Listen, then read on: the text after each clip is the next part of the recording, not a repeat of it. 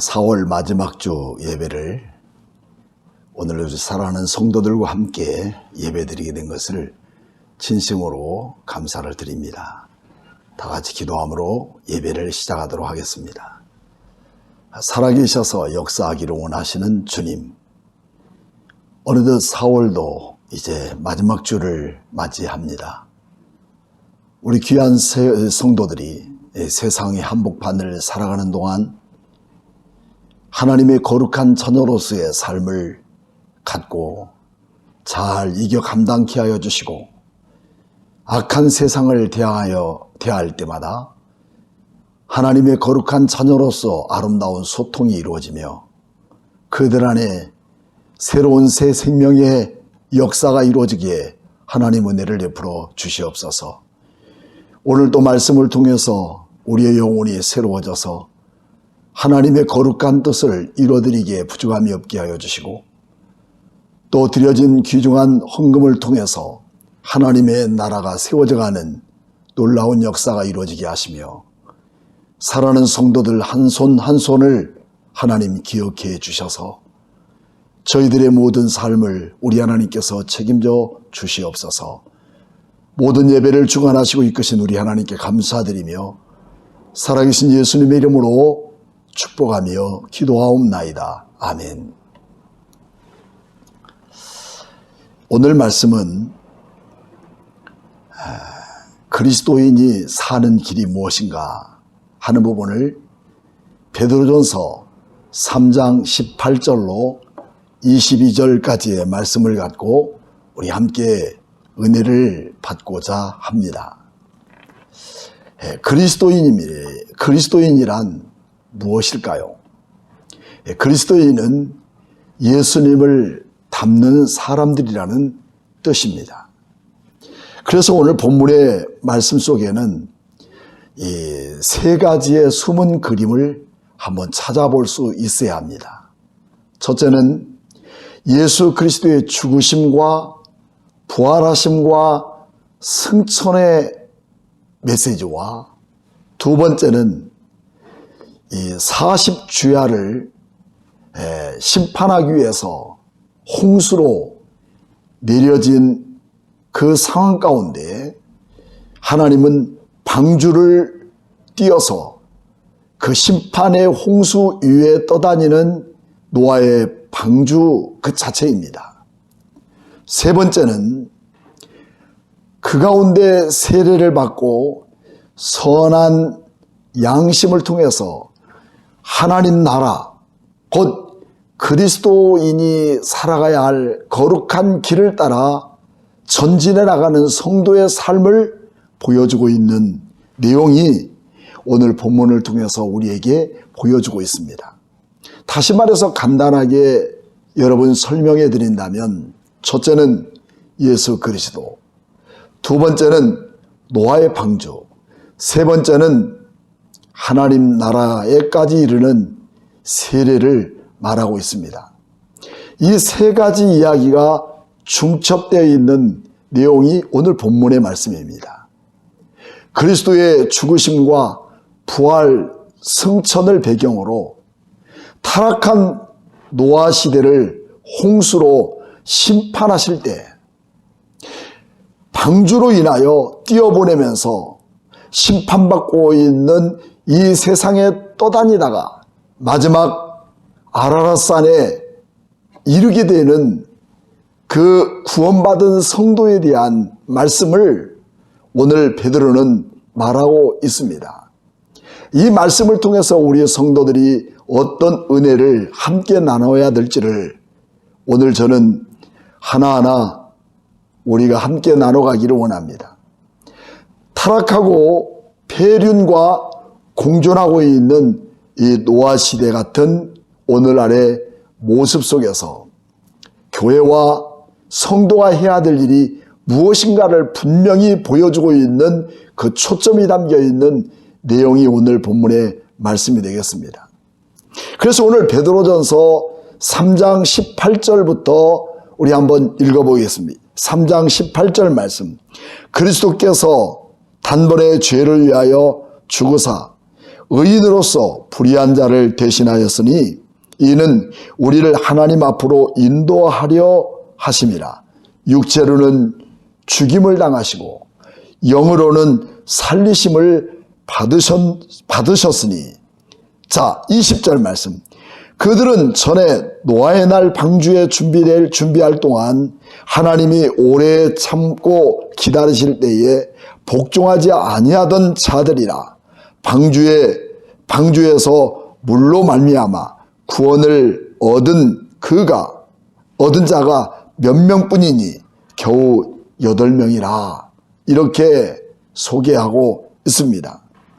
자, 그러면서 우리는 쭉 22절 말씀 보면 22절 말씀, 그는 하늘에 오르사 하나님 우편에 계시니 천사들과 권세들과 능력들이 그에게 복종하느니라. 이렇게 표현하고 있습니다. 우리는 이렇게 타락한 시대에서 혼자 거룩한 척 살아가는 교회에 대하여 타락한 세상은 얼마나 교회를 비방하는 시대이겠습니까? 바로 이런 시대가 요즘 같은 시대가 아니겠습니까? 그때 우리는 지난주 말씀처럼 선을 행함으로 고난을 받는 것이 하나님의 뜻이며 함께 악을 행하며 고난받는 것보다 훨씬 나은 것이라고 우리는 3장 17절 말씀에 소개하고 있었던 것입니다. 그렇다면 교회와 성도가 이런 세상에서 선한 양심의 길을 가는 것은 어떤 것일까요? 우리 귀한 성도들의 선한 양심은 어떤 것인지 우리가 한번 살펴봐야 됩니다. 그것은 윤리적이고 도덕적인 행위일까요? 아니면 다른 것일까요? 먼저 교회가 이 세상에 걸어가고 있는 것을 설명하기 위해서 우리는 먼저 알아야 할 것은 예수 그리스도를 알아야 됩니다.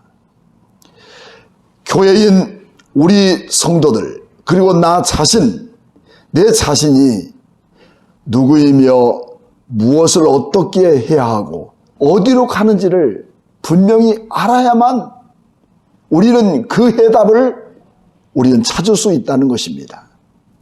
그래서 우리 성도들이 신앙으로 가는 길은 어떤 길인가? 선한 양심을 갖고 이 세상에 살아가야 할 그 진정한 길은 어디 있는가? 그 해답은 예수 그리스도를 알아야만 된다는 얘기입니다.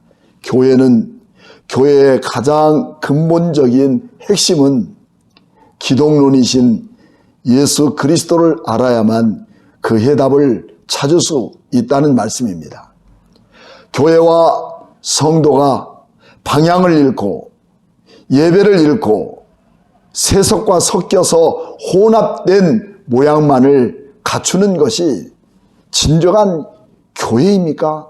그것은 진정한 교회가 아니고 그것은 진정한 예배가 될 수 없다는 사실을 말하고 있습니다. 우리는 그리스도를 따라가지 못하는 분명한 이유는 교회가 너무 세속으로 멍들어 있기 때문이라는 것이죠. 즉 교회를 부르신 목적을 잃어버렸기 때문에 교회는 역시 세상이 아니고, 또 교회는 분명히 세상의 성공주의나 잘되는 것들을 쫓아가는 것을 따라가다가 결국 교회의 본질을 잊어버리는 이런 요즘 시대의 교회의 모습이 아닌가 합니다. 그래서 우리는 그리스도를 따라가야 합니다. 예수 그리스도를 알았다면, 진정한 예수 그리스도가 우리의 삶의 목표였다면 우리는 반드시 예수 그리스도를 따라가야 합니다. 그래서 선을 해가다가 악한 일을 만나도 그것을 되갚지 말고 우리는 윤리적이고 도덕적인 것이 아니라 베드로전서 1장 19절에는 그렇게 말씀하고 있습니다. 오직 흠없고 점없는 어린 양 같은 예수 그리스도의 보배로운 피로 된 것이라, 이렇게 말씀하고 있습니다. 이것이 교회의 성도입니다.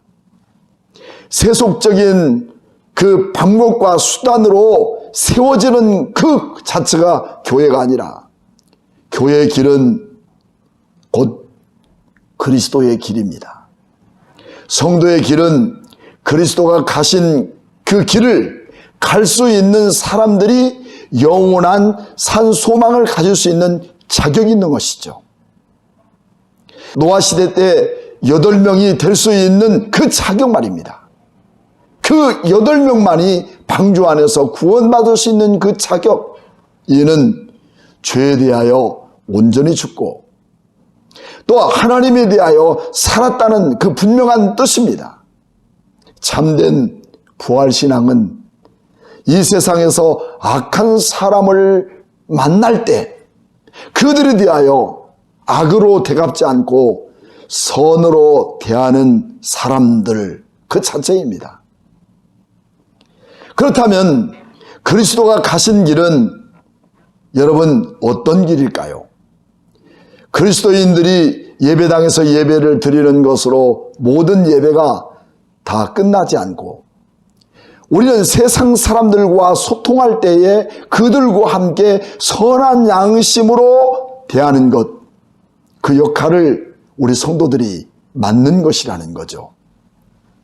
그래서 오늘 본문이 지나친 내용입니다마는 19절에서 20절 말씀을 보면 거기에 나오는 내용이 노아의 방주와 또 19절에는 영으로 가서 옥에 있는 영들에게 선포했다는 내용의 말씀이 나옵니다. 왜 갑자기 노아의 방주일까요? 그래서 3장 18절 말씀에는 그런 내용입니다. 육체로는 죽임을 당하시고 영으로는 살리심을 받으셨다, 이렇게 말씀하고 있습니다. 여러분, 교회는 구원의 방주입니다. 그러면서 그 방주는 그대로 떠있기만 하는 그런 방주를 말하고 있지 않습니다. 방주는 반드시 어느 한 목적지를 향하여 이동하는 것인데 그 목적지는 노아가 아니었습니다. 그 목적지는 반드시 하나님의 목적지였습니다. 애굽에서 인도하신 하나님은 애굽에서 나오기만 하면 되는 것으로 여기지 않았습니다. 그들의 진정한 목적지는 하나님이 설정하셨죠. 자기 백성, 자기 민족을 만들기 위한 가나안 땅을 우리 주님은 예비하시고 그 땅으로 이동하신 것입니다. 그렇다면 우리를 어디로 이동하실 것일까요? 그거는 하나님이 인도하시는 이동입니다. 여러분, 우리는 죄악과 타락한 세상 가운데 우리를 버려두지 않으시고 우리 주님께서 우리를 이끌어내셨습니다. 주님께서 우리를 부르셨습니다. 주님께서 우리를 구원하기 위해서 우리를 이곳에 함께 모이게 하셨습니다. 모인 그 자체, 예배 자체가 아니라 여러분, 예배를 드리고 모여진 우리는 또 다른 하나님의 목적을 향해서 이동하시는 그 놀라운 그 목적지가 있다는 그 사실입니다. 노아의 홍수는 심판의 수단이기도 하였지만 심판 속에 방주는 구원이기도 합니다. 베드로는 홍수의 심판을 통해서 오히려 구원하시는 구원의 수단을 보고 있다는 사실입니다. 주님은 이 악한 세상을 승리하는 것처럼 보이는 이 세상에서 진리해졌습니다. 벌거벗은 수치를 당했습니다. 더 나가서 침을 뱉고 그리고 십자가의 못을 받고 옆구리에 창을 찌르면서 조롱하는 무리들, 그들은 야, 너가 예수쟁이야? 진정한 예수라면, 네가 하나님의 아들이라면 그 너의 십자가 위에서 한번 내려와봐. 이 얼마나 수치스럽고 불행한 순간이었겠습니까? 여러분, 우리 그리스도인들도 이 악한 세상을 향해 살아갈 때 어쩌면 호락호락 우리 예수 믿는 사람에 대하여 박수를 쳐주거나 격려해주거나 대단한 일을 했다고 하는 것들을 우리는 인정받을 수 있는 부분이 아닙니다. 조롱하고 비방하고 이렇게 불행한 순간들을 우리에게 안겨주는 것이 이 악한 세상입니다. 여러분, 우리는 이런 수치와 모멸감을 당하면서까지도 그런 악한 세상에 동요하지 않고 그 구원의 방주를 기다리면서 그 구원의 방주에 이를 수 있도록 하기 위하여 여러분들은 최선을 다하고 있느냐 그 말입니다. 우리의 세상은 이런 불의가 판치는 이런 세상 속에서 오히려 그런 세상은 떳떳하게 여기고 있는 이런 세상이 아니겠습니까? 살인, 타락, 폐륜 이 모든 것들을 우리는 공존하고 있는 이 세상, 그들은 오히려 떳떳하고 대단한 것처럼 여기고 있는 이 악한 세상의 시대적인 그런 모습을 우리는 송두리째 보여주고 있는 이 시대의 모습입니다. 그 가운데서 세상을 구원하겠다고 하는 예수쟁이를 여러분 인정하십니까? 우리는 이런 가운데 있는 세상을 노아의 홍수 시대라고 그렇게 소개하고 있습니다. 그 가운데서 성도들의 역할은 세상과 소통하는 그리스도인이 되어야 된다는 사실이죠. 목적은 그들을 방주 안에 들어오기를 선한 양심으로 이끄는 사람들이 되어야 한다는 것입니다. 이것이 그리스도인이 가야 할 길들입니다. 그리고 마지막으로는 세례가 나옵니다. 세례는 육적인 더러운 것을 버리는 그 자체로 전부가 아닙니다. 하나님께로 나가는 이동입니다. 더럽고 추한 세상, 타락한 세상 그 자체를 내어버리는 그 자체가 아니라 그 모든 것들과 소통하면서 우리 모든 자신이 선한 양심을 갖고 하나님께로 찾아가는 이동이란 사실입니다. 그리고 소망의 메시지를 우리를 통해서 남겨지는 것입니다.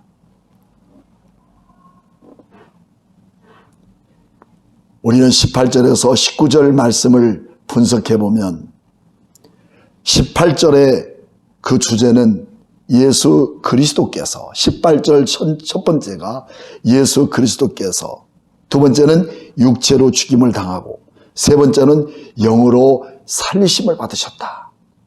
이 얼마나 영광스러운 사건입니까?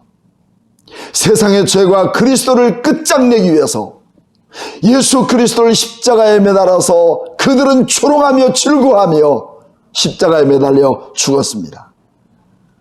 죽이신 예수 그리스도 앞에 그들은 최고의 포만감을 느끼며 기뻐했을 것입니다. 그렇지만 하나님은 그대로 끝을 내리지 않으시고 영으로 다시 살리심을 받았으니 여러분 대단한 하나님의 능력이 아니겠습니까? 우리 하나님의 전능하심과 그 능력이 죽은 자를 살리시는 그 거룩한 역사를 오늘 예수 그리스도를 통해서 보여주신 것이죠. 그리고 이 그리스도께서 19절 말씀 보면 그가 또한 영으로 가서 옥에 있는 영들에게 선포하니라. 하늘에서 쫓겨난 그리고 음부의 권세 아래 갇혀있는 이 불순종의 영들에게 주님께서 고난을 받으시고 죽으셨지만 그 죽으심을 이기고 부활하셔서 그의 나라 백성들을 구원하셨으며 이제 그의 나라의 권세를 받으신 주가 되셔서 하늘의 보좌를 앉으시는 그 승리가 오늘 그들에게 선포되셨다는 사실입니다. 죽은 지옥에 가서 그들에게 복음을 전한 것이 아닙니다. 악하고 타락한 사탄의 권세로 말미암아 예수 그리스도를 십자가에 못 박히는 그 즐거움과 환호소리가 가득 찬 그들에게 가장 그들에게 슬픔을 안겨주고 그들에게 가장 깜짝 놀랄 만한 이 사건은 죽은 예수가 다시 살아나서 하나님 우편 보좌에 앉으셨다는 그 사실을 그들에게 선포해주고 있는 이 승리의 부활의 역사를 전하고 있다는 이 말씀입니다. 이 내용은 신학적인 부분으로 여러 가지 풍부한 그런 해석도 있지만 우리는 이것밖에 더 이 영들에게 전하는, 옥에 있는 영들에게 전하는 이 복음의 메시지는 더 이상 없는 것입니다. 즉 주님께서는 일방적으로 그리스도의 부활의 사건을 선포하심으로 그들이 악한 세상, 악한 영들로 인해서 지배되어졌던 그들이 예수 그리스도의 승리를, 죽이심으로 말미암아 승리를 맛보고 있는 그들을 굴복시키는 사실을 우리 주님은 분명하게 말씀해주고 있다는 사실입니다.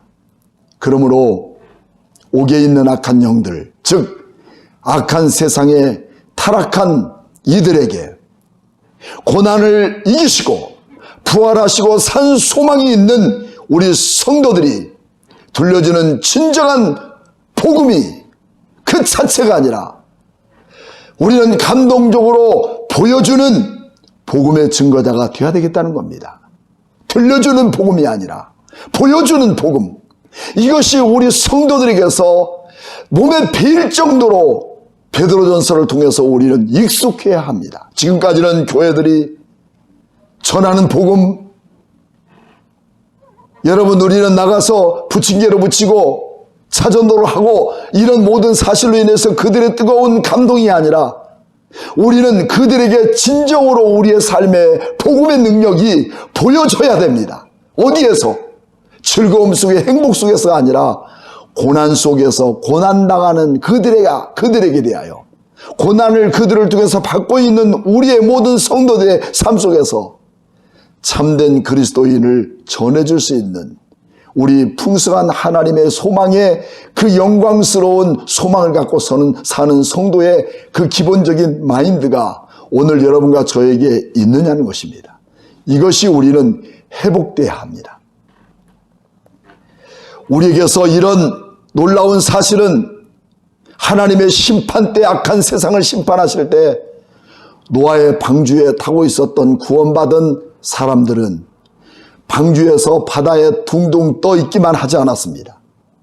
그들은 반드시 아라랏산에 이르게 하셨고 새하늘과 새 땅이신 주님의 보좌에 방주로 이끌려가게 하시기 때문에 이것이 그리스도인의 황홀한 구원의 기쁨을 여러분 맛보게 하시는 것 아닙니까? 이 땅에서 떠 있기만 하지 않습니다. 악한 세상을 향해서 우리가 고난받고 있는 그들에게 한없이 선한 양심으로 베풀 수만 있는 것이 아니라 하나님은 그 떠다니는 방주는 40일 지난 후에 어디에 머물렀나요? 아라랏산에 머물렀습니다. 바로 이것이 하나님 나라의 새하늘과 새 땅, 그 황홀한 기쁨과 감격의 그날이 되기까지 우리는 예수 그리스도를 닮는 그리스도인으로 살아갈 수 있는 이 풍성함이 우리에게 주어져야 된다는 것입니다. 전투적인 교회는 악한 권세 잡은 자들과 더불어 여러분 건너야 할 홍해가 있고 지나야 할 광야가 있고 살아야 할 소망 안에서 오직 믿음으로 멀리 보이는 이 천성을 향하여 전투적으로 전진해 나가는 교회의 실체의 모습을 오늘 우리에게 똑똑히 보여주고 있는 이런 모든 모습입니다. 그러므로 에베소서 6장 11절로 12절 말씀을 우리가 한번 살펴본다면 에베소서 6장 11절 말씀입니다. 마귀의 간계를 능히 대적하기 위하여 하나님의 전신갑주를 입으라. 우리의 씨름은 혈과 육을 상대하는 것이 아니요 통치자들과 권세들과 이 어두운 세상의 주관자들과 하늘에 있는 악의 영들을 상대함이니라. 이렇게 말하고 있습니다. 여러분, 이 상대는 너도 별 수 없는 말쟁이 예수꾼들이야 라고 하는 그 가운데 선한 양심으로 우리는 그들이 조롱하고 그들이 십자가에 못 박아야 했던 십자가를 보여줄 수 있는 예수 닮은 그 그리스도인이라고 하는 사실을 우리는 그 땅 위에, 이 땅 위에 증거되어야 합니다. 그 심판과 구원의 실제는 바로 오늘날 교회가 예수 그리스도와 연합하여 세례를 받아 구원받은 성도됨을 의미하고 있습니다. 세례를 받았다는 것은 단순히 그리스도와 연합된 성도라는 사실로 육신의 옷을 벗고 그리스도의 옷을 입었다는 그 사실을 그 자체만 말하고 있지 않습니다. 세례를 단 한 번 받음으로 인해서 기독교인이라고 하는 그런 세례 증서를 받는 그 자체, 그것도 아닙니다. 베드로는 오늘 세례에 대해서 그렇게 소개하고 있습니다. 여러분이 세례를 받았습니까? 오늘 우리 모든 성도들이 세례 교인이라고 해서 우리의 성찬을 참여하는 사람입니까? 그렇다면 썩지 않고 더럽히지 않고 여러분 허무한 세상에서 분리되어서 구원의 방주를 타고 그 안에서 견디며 썩지 않고 더럽히지 않고 쇠하지 않는 하나님 나라 유업으로 받았으니 살아있는 산 소망을 붙들고 전심전력하여 그 나라를 향하여 나가는 이 자체가 세례교인이라는 사실을 여러분들은 잊어서는 안 된다는 사실입니다. 세례증서 그리고 세례받은 이 사실, 그래서 구원의 약속을 받았다는 이유로 말미암아 세상과 소통하지 않고 우리의 고집과 아집 그 자체만을 표방하는 우리 그리스도인들 그 자체가 아닙니다.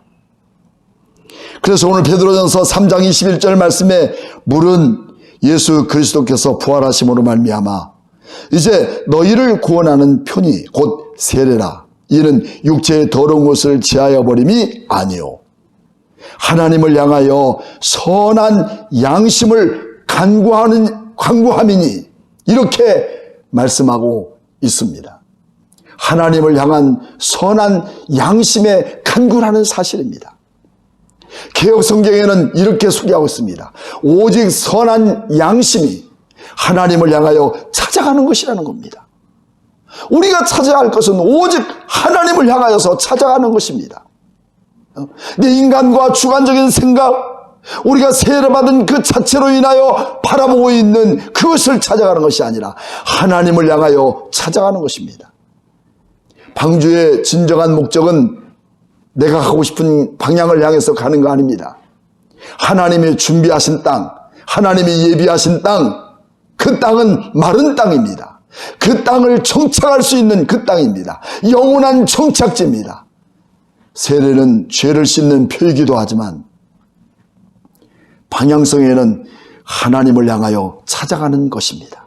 그러므로 세상에서 악을 만나고 고난을 당하여도 악한 영으로 가서 옥에 있는 영들에게 당당하게 외쳐야 할 것은 고난을 당하시고 죽으시고 부활하시고 승리하신 예수 그리스도께서는 승천하셔서 하나님의 우편 보좌에 앉으셔 오늘 영원한 새하늘과 새 땅이신 아라랏산 즉 하나님의 그 영원한 세상을 우리에게 준비하셨다는 이 놀라운 사실들을 선포하는 것 그 자체입니다. 이것은 분명한 그리스도인으로서 또 그리스도인으로 살아가는 그 길 가운데 선포되어야 할 복음의 메시지란 사실입니다. 그 전함은 우리의 목소리가 아니라 우리의 선한 양심으로 보여주는 복음이 되어야 합니다. 이것이 우리를 이 땅에 보내신 목적이며 우리가 반드시 해야 할 하나님께 받은 사명이기도 합니다. 이 땅에서 우리의 최종적 목적은 그리스도인으로 살아가는 최종적인 목적은 예수 그리스도를 닮아가는 사람들의 삶이어야 됩니다. 이 사명자가 갈 곳은 홍수 위에 떠다녀 있기만 하지 않습니다. 40일이 지나면 반드시 하나님이 준비하신 아라랏산에 머물게 됩니다.